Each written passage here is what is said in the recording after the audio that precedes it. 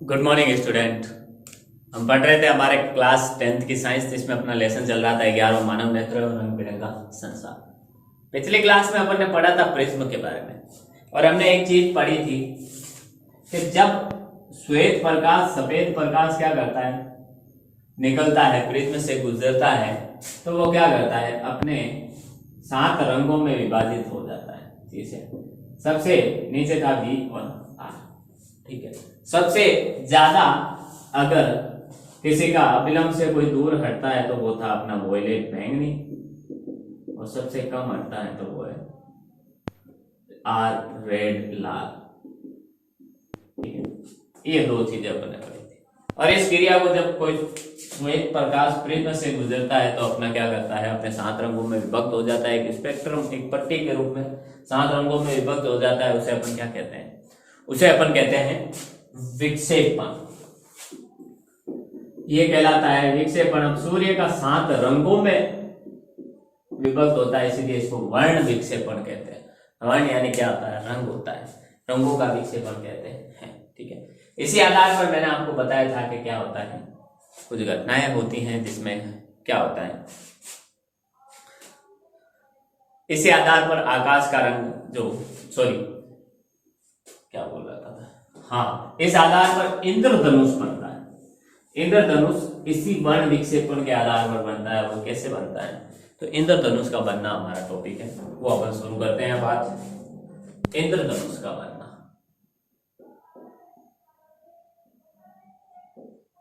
इंद्रधनुष का बनना, इंद्रधनुष का बनना देखिए, इंद्रधनुष बनना वर्ण विक्षेपण पर आधारित एक घटना है। ठीक है, इंद्रधनुष का बनना वर्ण विक्षेपण पर आधारित एक घटना है। इंद्र धनुष का बनना वर्ण विक्षेपण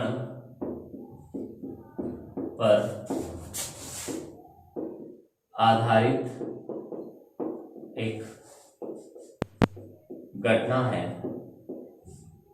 एक घटना है, वर्ण विक्षेपण पर आधारित घटना है, यानी जो प्रिज्म के द्वारा जो 7 रंगों में विभक्त होता है, वैसी क्रियाविधि होती है हमारे वातावरण में बारिश के समय। ठीक है, तो देखिए, वायुमंडल में जो उपस्थित जल की सूक्ष्म बूंदें होती है ना, बारिश के बाद जो नमी होती है, वो नमी वातावरण में जल की बूंदों के रूप में होती है, और वो बूंदें क्या करती हैं, प्रिज्म की तरह कार्य करती है, एक प्रिज्म की तरह कार्य करती है। तो वायुमंडल में उपस्थित जल की सूक्ष्म बूंदों द्वारा सूर्य के प्रकाश की परिक्षेपण के कारण प्राप्त होता है। ठीक है, जो इंद्रधनुष होता है, यह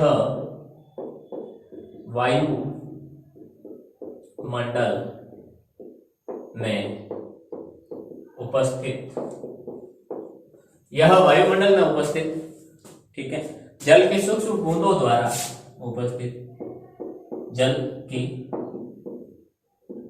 सूक्ष्म बूंदों द्वारा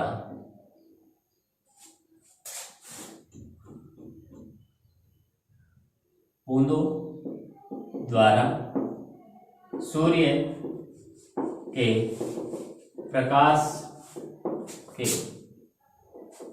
परिक्षेपण, या जिसे अपन कहते हैं वर्ण विक्षेपण द्वारा, या वर्ण विक्षेपण द्वारा, वर्ण विक्षेपण द्वारा, वर्ण विक्षेपण द्वारा के कारण कर लेते हैं, के कारण प्राप्त होता है, इसके कारण प्राप्त होता है। ठीक है, अब जल की जो बूंदें होती है वो प्रिज्म की तरह कार्य करती है। जल की सूक्ष्म बूंदें प्रिज्म की तरह कार्य करती है। जल की सूक्ष्म बूंदें प्रिज्म की तरह कार्य करती है। एक प्रिज्म की तरह ये कार्य करती है, हमें लगता है हाँ प्रिज्म की तरह कार्य। नेक्स्ट देखिए हमारा, ठीक है, सूर्य की जो आपतित किरणें होती हैं, आपतित किरण जब बूंद से गुजरती है, ठीक है, तो बूंद अपवर्तित और विक्षेपित करती है। इस सूर्य की आपतित किरण को जो पानी की बूंद होती है वो अपवर्तित भी करती है और विक्षेपित भी करती है, ठीक है। बूंद के अंदर से जो सूर्य का प्रकाश गुजरता है वो अपवर्तित भी होता है, विक्षेपित भी होता है, ठीक है। इसके बाद इसे आंतरिक परावर्तन करती है, फिर क्या करती है, अपवर्तन करती है, फिर आंतरिक परावर्तन करती है, ठीक है। आंतरिक परावर्तन करती है और अंततः लास्ट में क्या होता है, जल की बूंद से बाहर निकलते समय प्रकाश पुनः अपवर्तित होता है, ठीक है। देखिए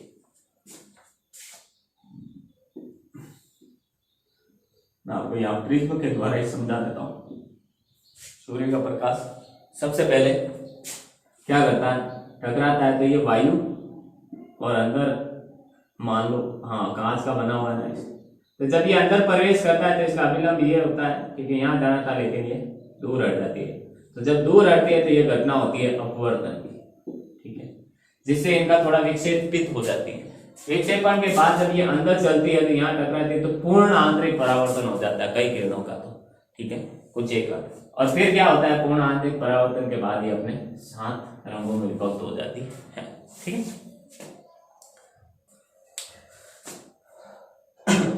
पुनः क्या होता है, फिर जब ये बाहर निकलती है तो फिर से अपवर्तित होती है, फिर इसका रास्ता ये होता है लेकिन ये जुड़ जाती है, इसका रास्ता ये होता है तो यहाँ जुड़ जाती है, तो फिर से एक बार क्या होता है, अपवर्तन होता है, ठीक है।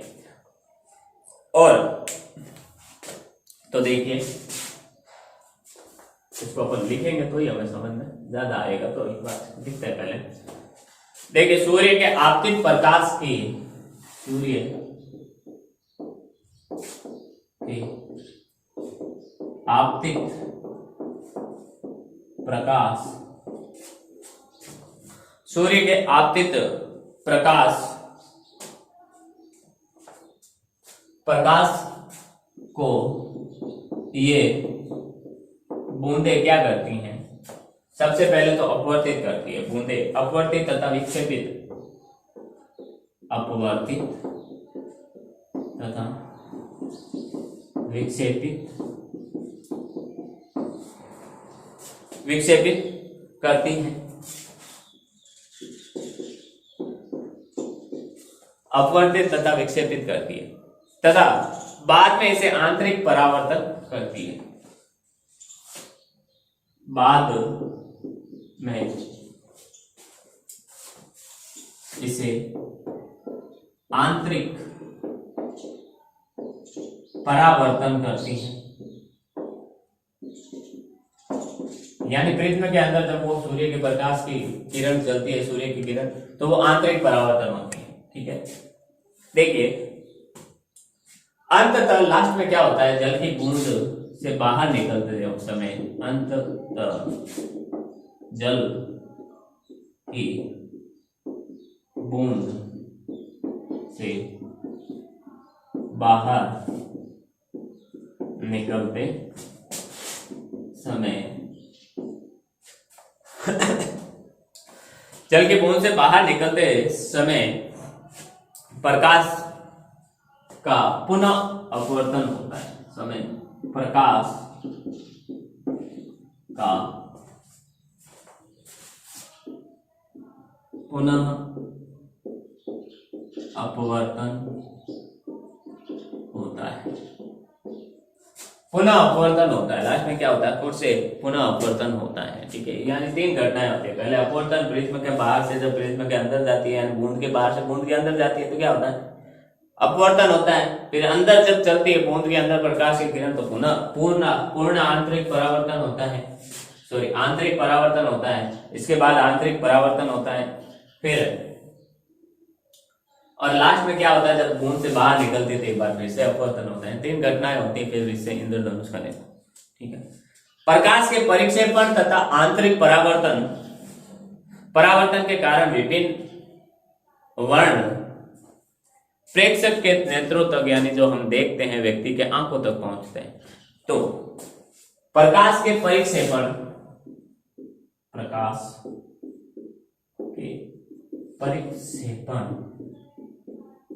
तथा परिवर्तन, परिक्षेपण तथा आंतरिक परावर्तन, आंतरिक परावर्तन के कारण विभिन्न रंग, आंतरिक परावर्तन के कारण क्या होता है, विभिन्न रंग या वर्ण व्यक्ति के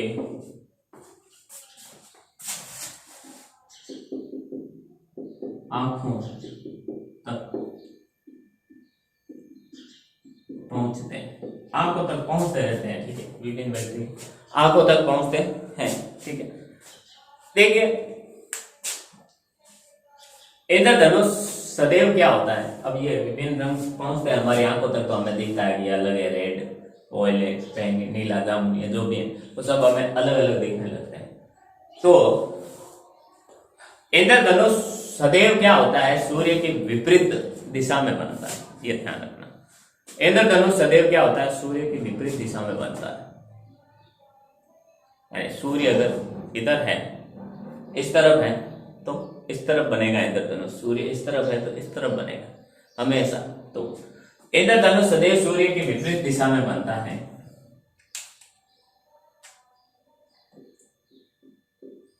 इंद्रधनुष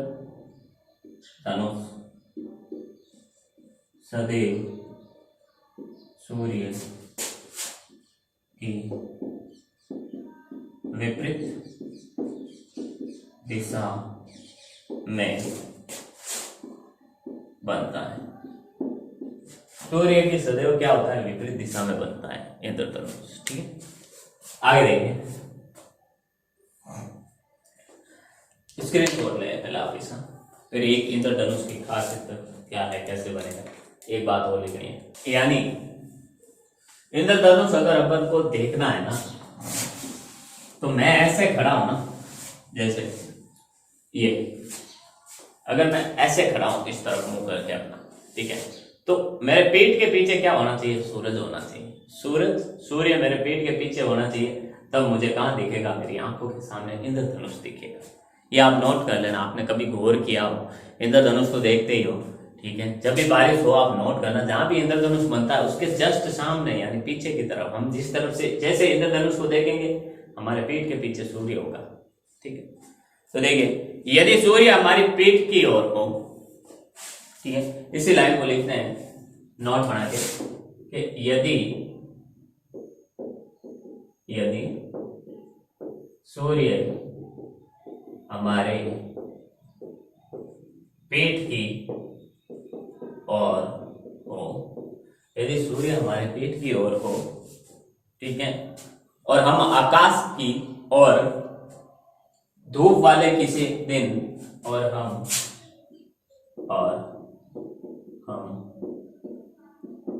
आकाश की ओर धूप वाले किसी दिन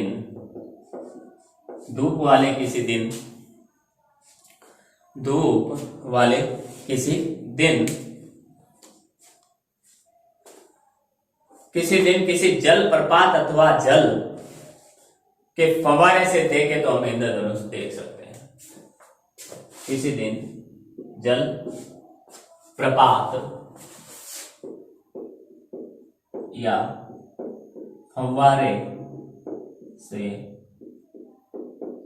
देखें तो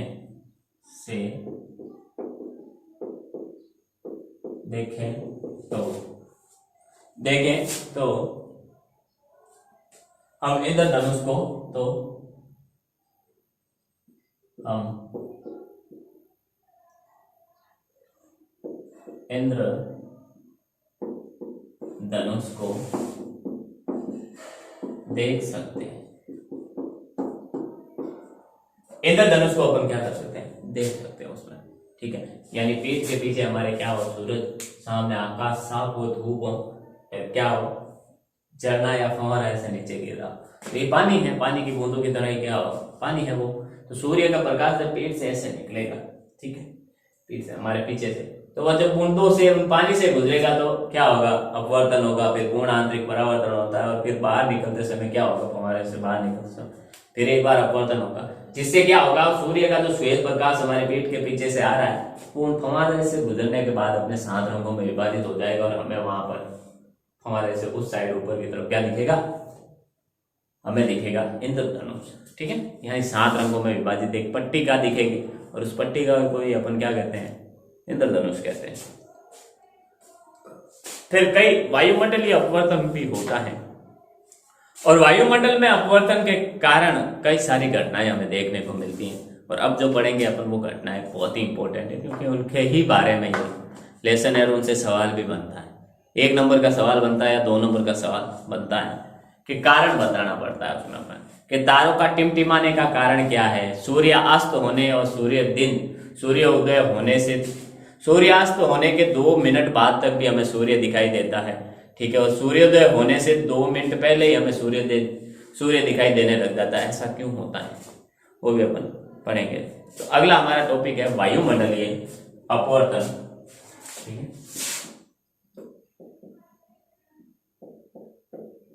वायुमंडलीय अपवर्तन, जिसमें क्या होगा, विभिन्न घटनाएं अपन पढ़ेंगे। ठीक है, पृथ्वी के वायुमंडल के कारण अपवर्तन के कारण प्रकाश का अपवर्तन वायुमंडलीय अपवर्तन कहलाता है। पृथ्वी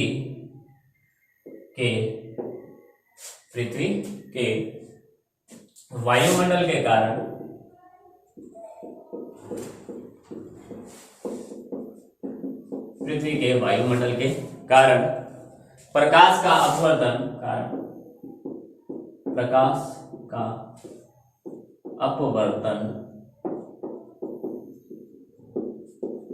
वायुमंडलीय अपवर्तन कहलाता है। वायुमंडलीय अपवर्तन कहलाता है। ठीक है, पहला इसका उदाहरण देखिए, इस वायुमंडलीय अपवर्तन का। जब पृथ्वी के अंदर पृथ्वी के ऊपर जो वायुमंडल है, उस वायुमंडल के कारण सूर्य का प्रकाश ऊपर से आता है, फिर वायुमंडल से गुजरता है, फिर हमारी आंखों तक, पृथ्वी तक पहुंचता है, तो अपवर्तन होता है। तो इस वायुमंडल के कारण जो अपवर्तन होता है उसे अपन क्या कहते हैं, वायुमंडलीय अपवर्तन। और इस पर कुछ रोचक घटनाएं होती हैं, वो पढ़ेंगे अपन। जैसे पहली घटना है तारों का टिमटिमाना।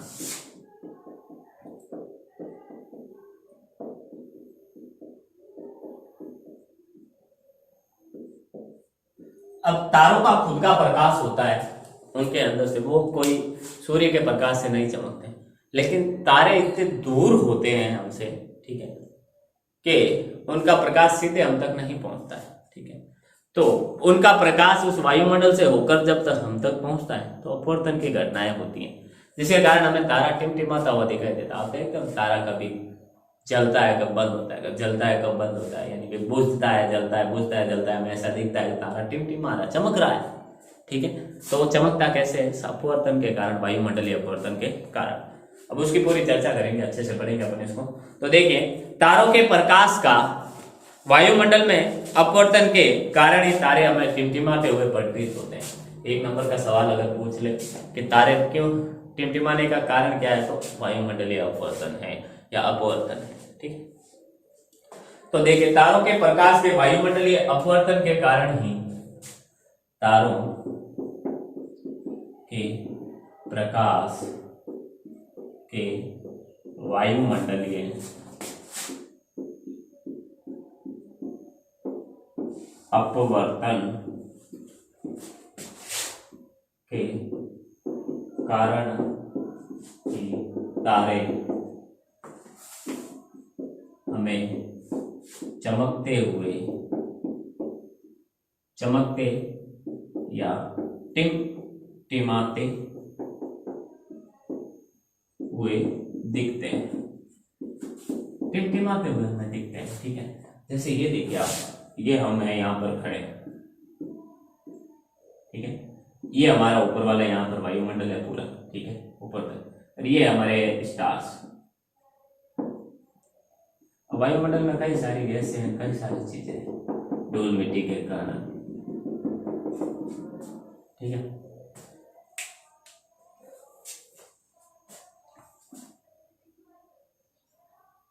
देखिए ये मान लो हमारी आंख है, इस प्रकार से ये हम देख रहे हैं, आंख है हमारी। तो जब इनका प्रकाश होता है वो ऐसे आ रहा है, वायुमंडल में प्रवेश करता है तो इस कण से टकराया इधर मुड़ गया, इस कण से टकराया इधर मुड़ गया, इस कण से टकराया इधर मुड़ गया, तो ये बार बार इधर मुड़ता है इधर मुड़ता है, ठीक है। जब सीधी रेखा में यहाँ से जब सीधा आ रहा था तब तो हमें दिख रहा था हमारी आंखों पर, ठीक है। लेकिन यहाँ से होता है तो अपवर्तित होता है, फिर यहाँ अपवर्तित होता है, यहाँ अपवर्तन होता है, यहाँ होता है। इस प्रकार से वो क्या होता है, जैसे जैसे जितनी बार उसका अपवर्तन होता है वो हमें चमकता हुआ दिखाई देता है। तो चुप जिससे हमें क्या होता है, आभासी स्थिति मौजूद, यानी आभासी स्थिति प्रतीत होती है कि यहाँ है कभी यहाँ कभी यहाँ कभी यहाँ, तो वो हमें टिमटिमाता हुआ दर्शन दिखाई देता है, ठीक है। तो ये वायुमंडलीय अपवर्तन के कारण होता है, क्योंकि तारे से निकला हुआ प्रकाश हमारी आंखों तक आने तक कई हजारों लाखों बार अपवर्तित होता है, ठीक है, जिससे वो हमें चमचमाता हुआ दिखाई देता है। पृथ्वी के वायुमंडल में प्रवेश करने के बाद क्या होता है, पृथ्वी के पृष्ठ पर पहुंचने तक तारों का प्रकाश निरंतर अपवर्तित होता है, लगातार अपवर्तित होता है, ठीक है। सीधी रेखा वायुमंडल में प्रवेश करने के बाद वो सीधी रेखा में गमन नहीं करता है। तो पृथ्वी के वायुमंडल में प्रवेश करने के बाद पृथ्वी के वायुमंडल में प्रवेश करने के बाद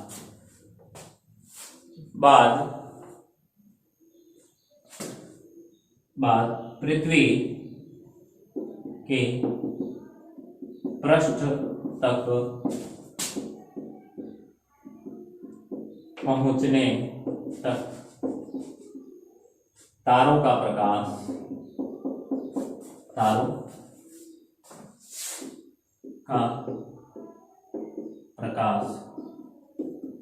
निरंतर अपवर्तित होता है,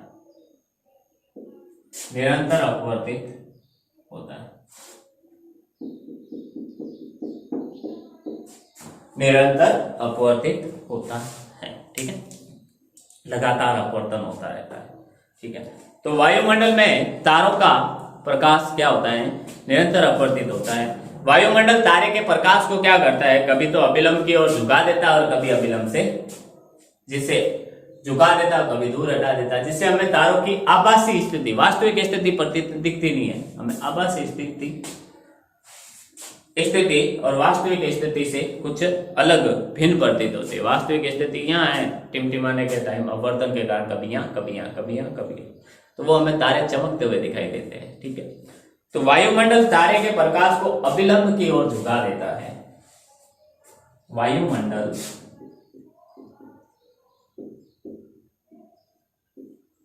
तारे के प्रकाश को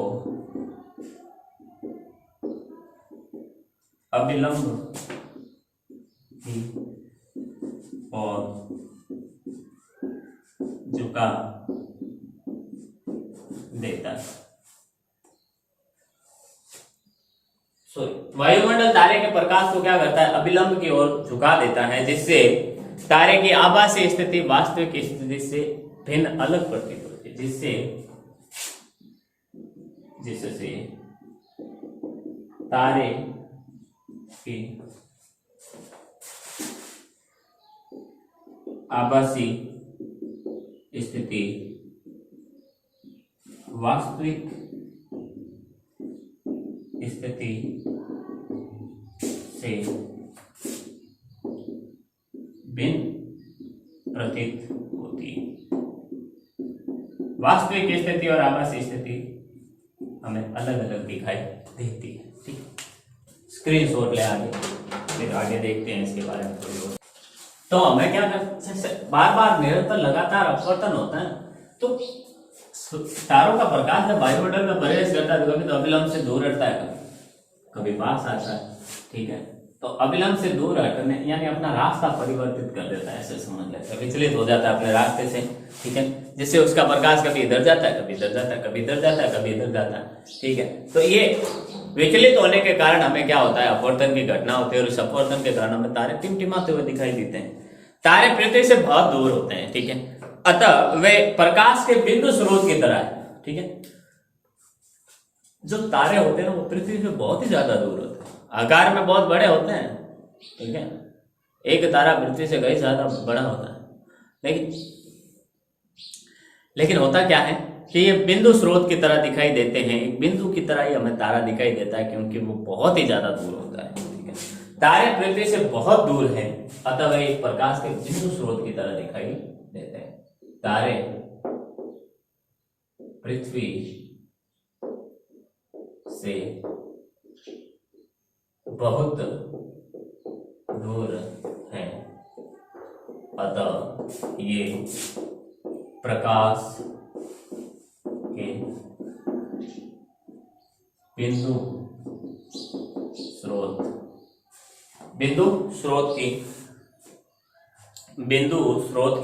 की तरह दिखाई देते हैं, या बिंदु स्रोत के सन्निकट या के समान दिखते हैं,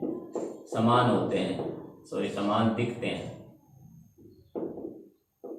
जैसे एक प्रकाश का कोई बिंदु स्रोत, एक बिंदु से कोई प्रकाश निकलता है, ऐसा दिखता है, ठीक है। आगे देखें, तारों से आने वाला जो प्रकाश होता है ना, तारों से आने वाले प्रकाश किरणों का पथ थोड़ा थोड़ा क्या होता है, चेंज होता रहता है, विचलित होता रहता है। इस बूंद से टकराया, अलग धूल मिट्टी से टकराया, इधर गया, कभी इधर गया, कभी इधर गया, मैंने बताया, ठीक है। तो तारों से आने वाले प्रकाश किरणों का जो पथ होता है वो थोड़ा थोड़ा परिवर्तित होता रहता है, अतः तारे आभासी स्थितियों में विचलित होती है। तारे की जो आभासी स्थिति और वास्तविक स्थिति क्या होती है, विचलित होती है। वास्तविक स्थिति विचलित नहीं होती है, वास्तविक स्थिति तो वही की वही है, लेकिन प्रकाश कभी इधर उधर जा रहा है तो कभी आभासी स्थिति हमें, ये तारा है, तारा की आभासी स्थिति कभी इधर दिखती है, कभी ऊपर, कभी नीचे, कभी दाएं बाएं, कहीं भी दिखती है, ठीक है। तो तारों से आने वाली प्रकाश किरणों का पथ, तारों से आने वाली प्रकाश किरणों का पथ थोड़ा थोड़ा क्या होता है, थोड़ा थोड़ा परिवर्तित होता है, थोड़ा थोड़ा परिवर्तित होता रहता है, थोड़ा थोड़ा परिवर्तित होता रहता है, ठीक है। अतः तारे की आभासी स्थिति विचलित होती रहती है, अतः तारों की आभासी स्थिति विचलित होती रहती है। अब इस लाइन को ध्यान से पढ़ना। तारों से आने वाला प्रकाश का पथ थोड़ा बदलता है, तारे इधर उधर नहीं होते। फिर यहाँ पे आगे देने का आभासी स्थिति विचलित होती है, ठीक है। ये मेन तारा है, ठीक है, इससे सूर्य का प्रकाश आ रहा है, ठीक है।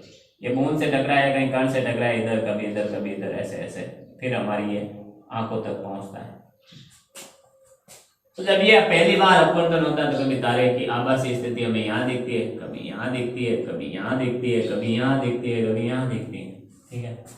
तो ये आभासी स्थिति परिवर्तित होती है, कभी इधर कभी इधर, कभी इधर इधर। तो तारा हमें क्या चमचमाता हुआ दिखता है, लेकिन इसकी वास्तविक स्थिति तो वही है, वो वहां से ना तो हिलता है ना कोई बात, बस इसके प्रकाश की किरण होती है ना, वो इधर उधर अपवर्तित होने के कारण क्या होती है, हमें दिखाई देता है, ठीक है। आगे देखिए, आंखों में प्रवेश करने वाला जो तारों का प्रकाश होता है ना, प्रकाश की मात्रा झिलमिलाती रहती है। इससे क्या होता है, आंखों में प्रवेश करने वाला ये प्रकाश की मात्रा झिलमिलाती हुई रहती है, जिससे तारा टिमटिमाता हुआ प्रतीत होता है, ठीक है। आंखों के अंदर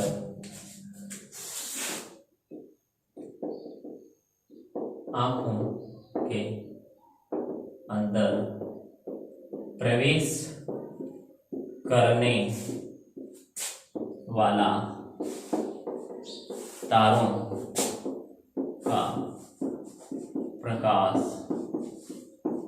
झिलमिलाता रहता है, जिससे तारा, इससे तारे हमें टिमटिमाते हुए या टिमटिमाते हुए या चमकते हुए, टिमटिमाते हुए चमकते हुए प्रतीत होते हैं। कुल मिलाकर होता ऐसा है कि हाँ, तारों की स्थिति तो वही होती है हमेशा, ठीक है, लेकिन वो हमें टिमटिमाते हुए प्रतीत होते हैं, जिसको इसकी मैंने बताया नहीं, ये वास्तविक स्थिति होती है, वो तो हमेशा यही रहती है, लेकिन कभी हमें तारा इधर दिखता है, कभी इधर दिखता है, कभी इधर, कभी इधर, कभी इधर।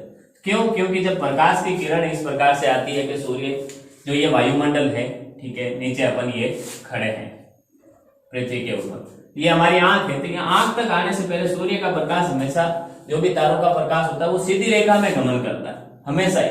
लेकिन जो वायुमंडल के अंदर कोई पानी की बूंद है, धूल मिट्टी का कण है, गैसें हैं, इनसे टकरा कर कभी जो ये प्रकाश होता है इधर चला जाता है, कभी इधर, कभी इधर, तो ऐसे घूमते फिरते फिर हमारी आंखों तक पहुंचता है, सीधा नहीं होता है। तो यहाँ जाता है तो यहाँ हमें इस तरफ तारे की आभासी स्थिति दिखती है, इधर आया तो इधर दिखी कभी, लेकिन जो वास्तविक स्थिति है वो तो एक जगह ही रहती है।